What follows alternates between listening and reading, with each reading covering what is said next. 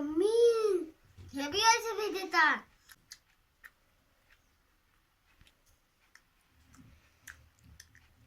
কেমন হয়েছে বাপি? হেভি হয়েছে, নরম হয়েছে। নমস্কার বন্ধুরা, তনু কিচেনে আপনাদের সবাইকে স্বাগতম। আজকের আমি নতুন একটা পর্ব নিয়ে চলে এসেছি, সেটা হলো নারকেল পিঠা। তার জন্য দুটো নারকেল নিয়েছি, এই নারকেল দুটো ফাটিয়ে কুড়িয়ে নেব। আর নিয়েছি এখানে চালের গুঁড়ো, ভিজিয়ে দিয়েছিলাম রাত্রে, আমি সকালবেলা মিক্সিতে গুঁড়ো করে নিয়েছি। আর এটা আছে ময়দা, আর এখানে আছে চিনি, আর দুটো এলাচ নিয়েছি। নারকেলগুলো কুড়িয়ে নেওয়া হয়ে গেছে, আমি এটাকে ছাই বানিয়ে নেব। আমি কড়াই বসিয়ে দিয়েছি, ওখানে আমি এই কুড়িয়ে নেওয়া নারকেলগুলো দিয়ে দিচ্ছি।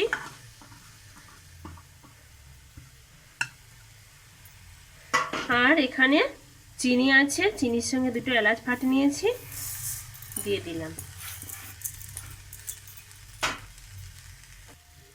আমি ভালো করে ঘষে ঘষে ছাইটাকে বানিয়ে নিচ্ছি।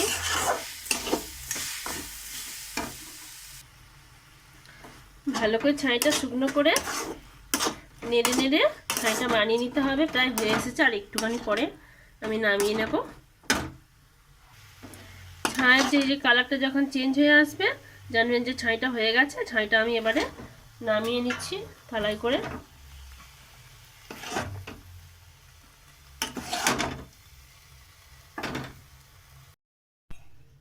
এখানে আমি একটা কড়াই বসিয়ে দিয়েছি ঠাসাটা করে নেওয়ার জন্য। আর আমি এই বাটি মেপে 2 বাটি, এই 1.5 বাটির মতো জল দিচ্ছি।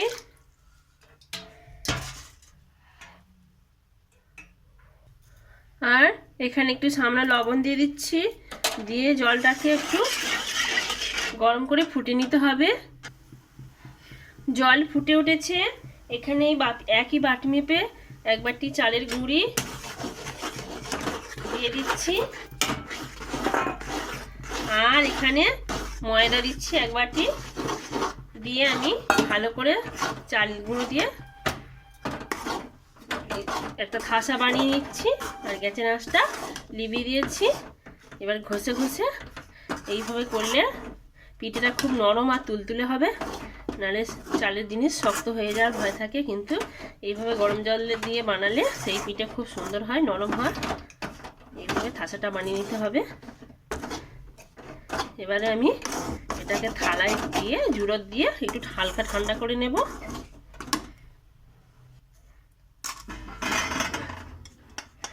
থালায় দিয়ে এবারে এটাকে ঠান্ডা করে নিতে হবে হালকা করে। এবারে আমি হাত দিয়ে উষুম কুসুম গরম অবস্থায় থাসাটাকে মধ্যে মধ্যে সফটি একটা ডো বানিয়ে নিতে হবে।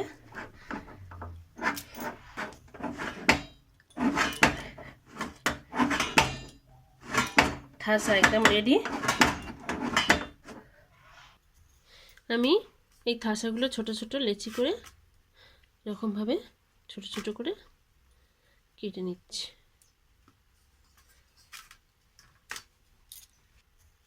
এইগুলো আমি হাত দিয়ে এবারে গুলটি করে নিচ্ছি, এরকম ছোট ছোট করে লেচি কেটে গুলটি করে নিচ্ছি।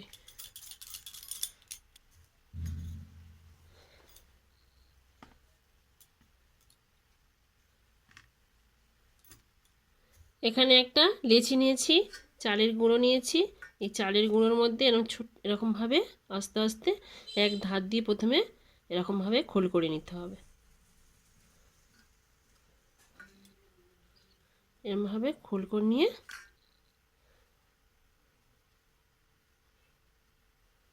এরকম খোল হয়ে গেছে। এবারে এই ছাই একটু নেব, এর মধ্যে দেব, দিয়ে এই ধার দিয়ে এরকম চেপে চেপে চেপে চেপে মুখটাকে বন্ধ করে দিতে হবে। দিয়ে এরকমভাবে এরকম হয়ে করে একটা পিঠে বানানো হয়ে গেল। এইভাবে আমি সবকটি একইভাবে বানিয়ে নেব।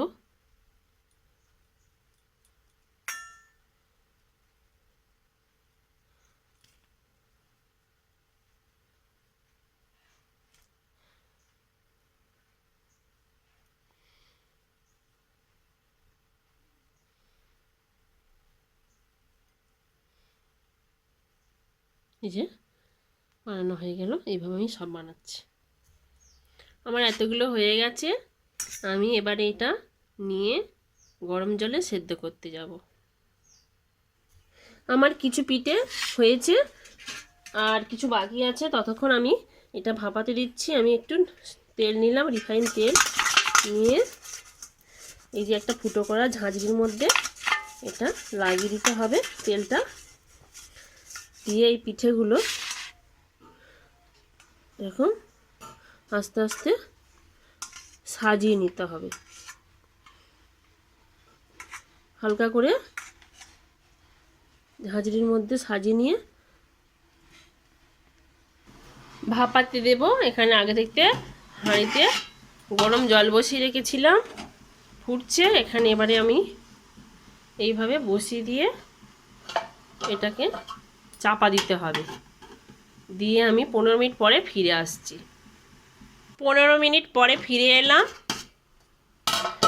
একদম যখন রং চেঞ্জ হয়ে গেছে জানবেন যে হয়ে গেছে। এটাকে এবার নামিয়ে ঠান্ডা করে নিয়ে দেখাচ্ছি। আমার পিঠে একেবারে রেডি। দেখুন বন্ধুরা কতটা সুন্দর আমার নরম হয়েছে। এইভাবে বাড়িতে অবশ্যই বানাবেন। আজ এই পর্যন্ত, আবার দেখা হবে অন্য কোনো ভিডিওতে। টাটা।